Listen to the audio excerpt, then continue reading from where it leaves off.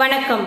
2024 18வது மக்களவை தேர்தலில் நாம் தமிழர் கட்சியின் சார்பில் அண்ணன் செந்தமிழன் சீமான் அவர்களின் அழைப்பை ஏற்று அபிநயா பொன்னிவளவன் ஆகிய நான் தருமபுரி பாராளுமன்ற தொகுதியில் போட்டியிட்டேன்.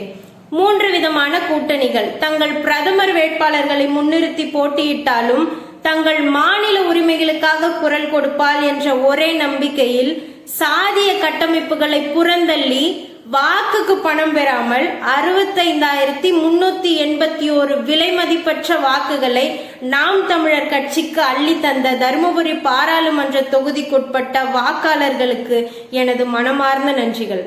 மேலும் எந்த ஒரு எதிர்பார்ப்பும் இல்லாமல் தங்கள் நேரத்தையும் பொருளாதாரத்தையும் செலவழித்து சிறப்பாக களமாடிய கட்சி உறவுகளுக்கும் எனது இதயம் கனிந்த நன்றிகள்.